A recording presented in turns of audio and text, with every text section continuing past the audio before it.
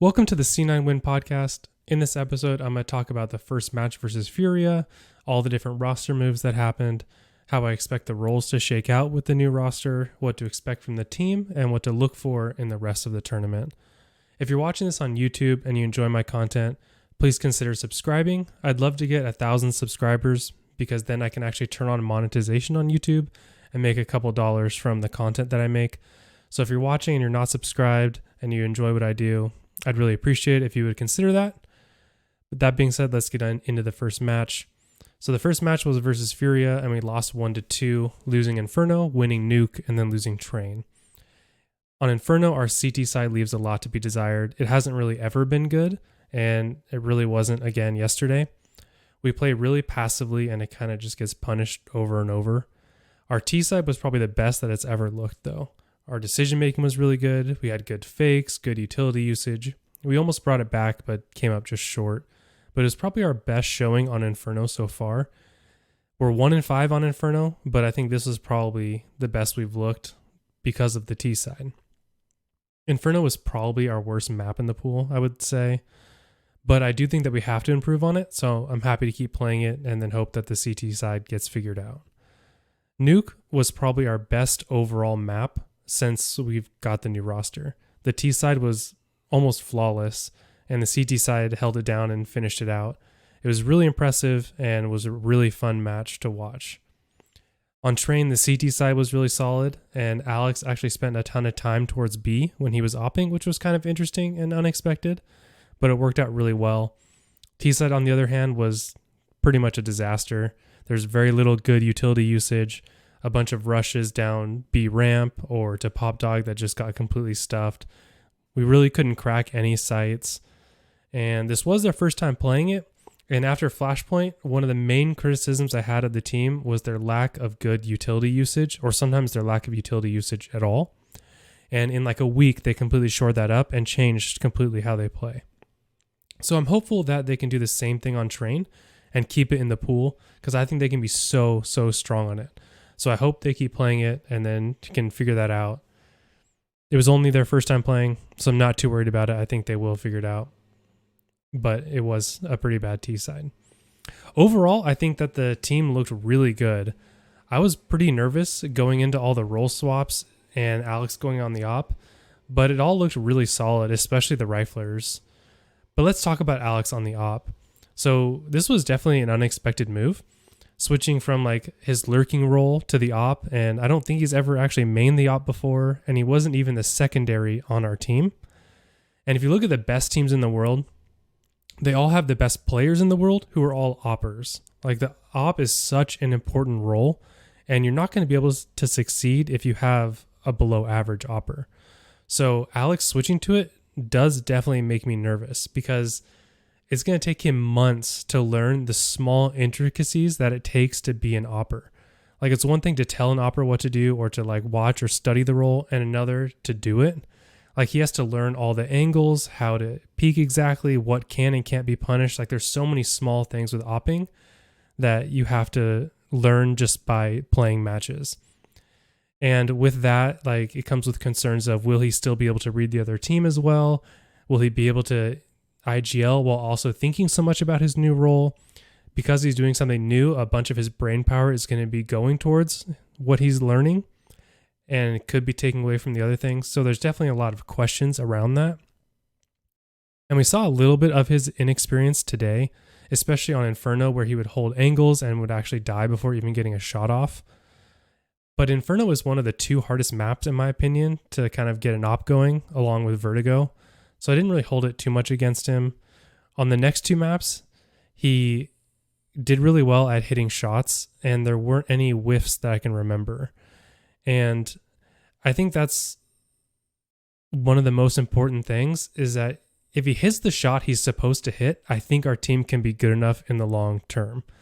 If he learns the right angle and just hits the shots that he needs to, I think we can be a really good team. I don't think he has to be flashy. He doesn't have to be crazy. He just has to actually hit his shots when he's supposed to be hitting them.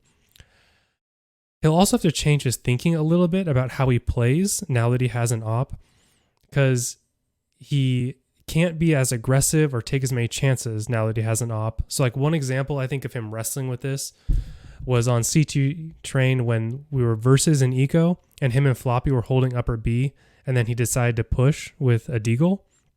He gets one kill and then dies, and then Floppy gets overwhelmed. And now they have the B site, an op, and a gun.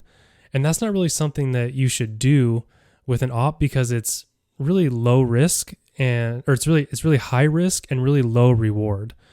So even if he gets 2 kills and then dies, losing one player and them getting an op is worth their 2 lives. Like you really just do not want to be giving that gun up for your own economy and because it makes them so much more powerful.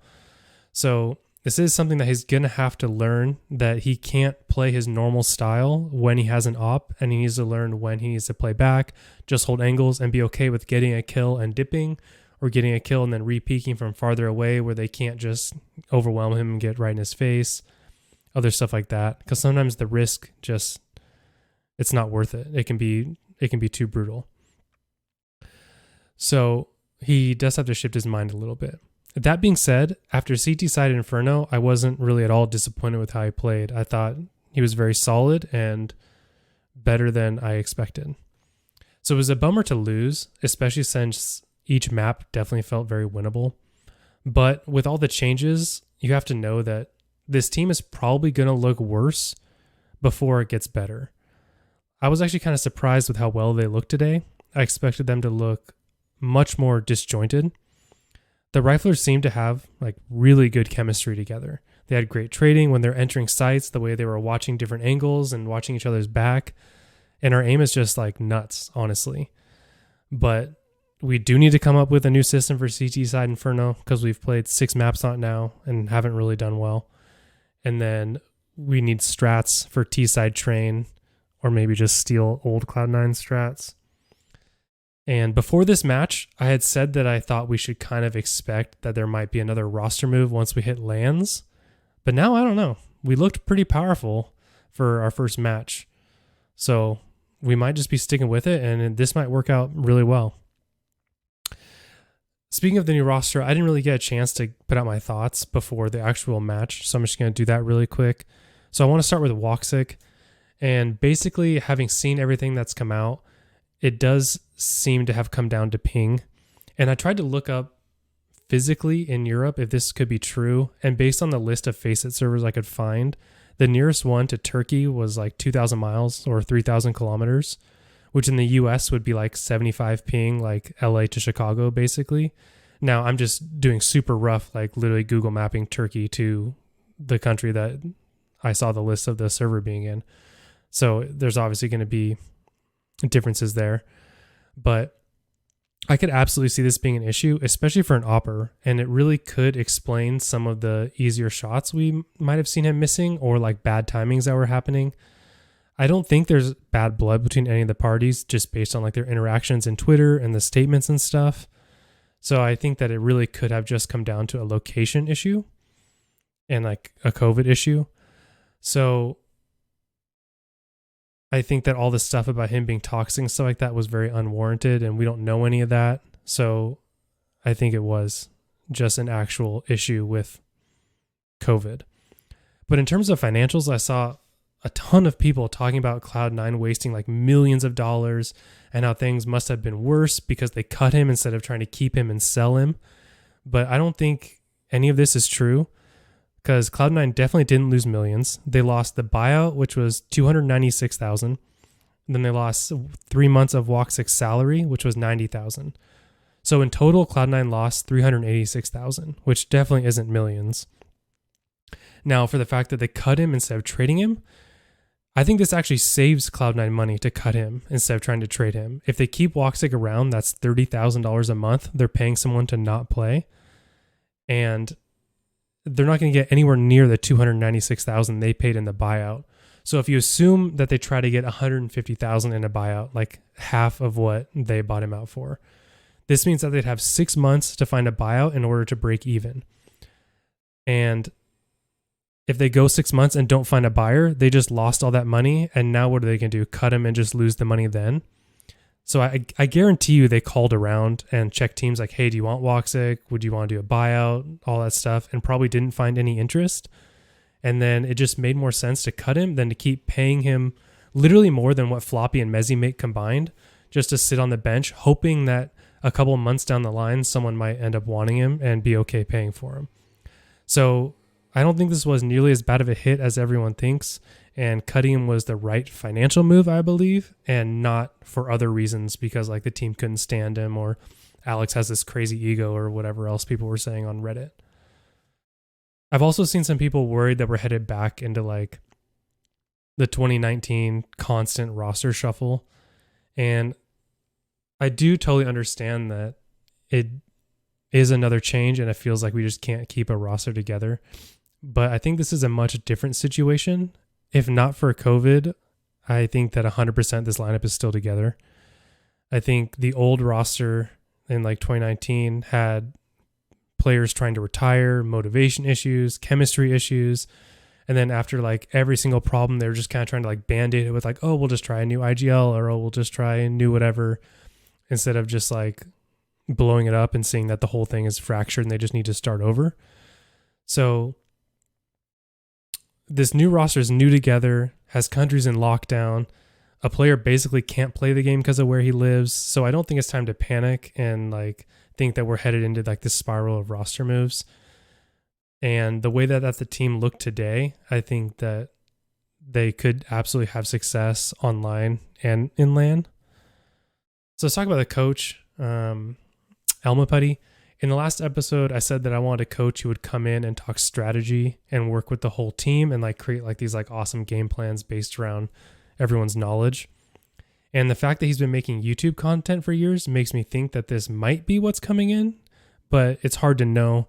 I tried to look up interviews from when he was a coach of other teams, but there wasn't really a whole lot out there, so I couldn't get like a good read on his coaching style, or at least what he says that his coaching style is. So hopefully now that it's officially announced, we'll get some interviews out with him soon, you know, either with like Thorin or Henry or whoever, that will just get like some sort of content of him talking about his coaching style or what he's coming in to do or whatever. It'd be interesting to see like what he thinks coming in. And I don't really know enough about coaches or have like any insight to anyone personally. So I don't really have an opinion on if I like the hire or not. We'll just kind of have to see if it works out and like see how things end up. But based on the fact that he makes the YouTube content, thinks a lot about strategy and kind of what I want in a coach, it does seem like it could work out. And then Zeppa, I think, is a really promising young talent. I thought that the decision to bring in a rifler was obviously interesting. And I would say that Zeppa actually has more experience versus high-level teams than Mezzi even now. So he is young and up-and-coming talent, but I think he's proven himself in a similar way that Floppy had. And now that he'll get to face the true tier 1 teams, we'll kind of get to see what he's actually made of. And I think he's going to thrive, and he absolutely did in the match. So I think there's a very bright future for him, and I think that's going to work out in the team really well. So how did the roster adjust to all these moves? So Alex, left to take over the op, and it kind of left a lurker / sometimes entry role to be filled, right? So when we first signed Mezzi, I thought that he could thrive as a lurker. So I was wondering if he would take over, but I also kind of expected S-Tag to take over because he's more experienced, has done it before. It would be easier to slot someone who hasn't having to learn a new role, also having to learn new strategy, also having to be facing tier 1 competition at the same time. Thought that might make more sense. Turns out Floppy actually has taken over the lurking role, which he did a little bit in C9. Him and MOTM kind of shared it, but it seems like Floppy has actually taken it now.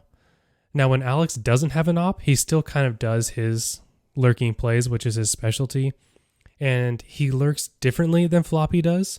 So when Alex is lurking, what he'll do is he'll kind of continually push to create more space and more pressure on the map. Whereas when Floppy lurking, it's more like he's pushing to hold areas of the map to make sure that the CTs don't push in. So for example, on Inferno, Floppy would be holding apps to make sure they haven't pushed through. Or on Nuke, he would hold lobby as they worked outside or whatever. And on Train, he would hold upper B as they played towards A. Whereas Alex, when he's playing nuke and lurking, he's pushing outside, pushing CT. So it's a totally different style. But we did see the fruit of what Floppy was doing, because we saw a lot of fantastic rotates on T side, especially on Inferno. Well, and nuke too. Is he would hold these areas, they would work to create space elsewhere, and then based on his information as well, they could rotate back, either create fakes or get kills that way. And that worked out really well. And as for the entry, I think Zeppa completely crushed it today. I mean, to come in, he was announced like 3 days before. Obviously, he had been like practicing with them for like a week or two or something. But I thought he came in, absolutely crushed it today. And we really couldn't have asked for more from him in his first match. And this also shoved Mezzi into a more fragging role than he was in. So since Floppy was in more of a fragging role and is now the lurker, Mezzi has kind of taken over that spot that Floppy was in. And Mezzi completely showed out. And he had so many good kills. He was looking so good. The chemistry between him, Zeppa, and S-Tag when they enter in sites seems phenomenal. And so I think there's a lot of promise there. As far as the CT-sided roles, Inferno stayed basically the same, with Alex taking the op and then Zeppa taking over the spot where Alex played, which is Arches, or just A dedicated. And then on Train, we hadn't seen that before, but the roles were pretty much what we expected, with Floppy on B, Mezzi as the secondary opper towards Ivy, because that's what he did on Gamer Legion. And then S-Tag played on A site, Zeppa played at Pop Dog, and then Alex opt. And then actually on Nuke, we had a role swap. So Alex took the op, and then Mezzi and S-Tag actually switched spots. So Mezzi was playing outside and S-Tag was playing mini, but they've actually switched. And now S-Tag is playing outside and Mezzi is playing mini. And then Zeppa took over Alex's role on A. And I have a breakdown of all this if you want to like look at it and see at c9win.com/roles. I have like a breakdown of each of their roles and then on each map, like where they play defensively. So if you want to like revisit that or just look at it visually, then go check that out. And lastly, I wanted to mention that this past week, I actually released a Cloud9 based app that gives you a ton of information about the CSGO team that lives like right in your taskbar, either in Mac on the top taskbar or Windows in the bottom right taskbar, where it's a little button where you click it and it shows you their upcoming and past matches, their upcoming and past events, news aggregated from a few different sites, including like Reddit and HLTV. It shows their HLTV rank progress, some of their stats, etc. All this just like in one click, one area, rather than having to open up all these tabs that we probably all do every single day. So I tried to get like 90% of the information you'd want into a spot that's easily accessible and much quicker than using a browser. So it's $5 if you want to check it out. There's more information at c9win.com/taskbar, or if you're watching on YouTube, I'll have it linked below.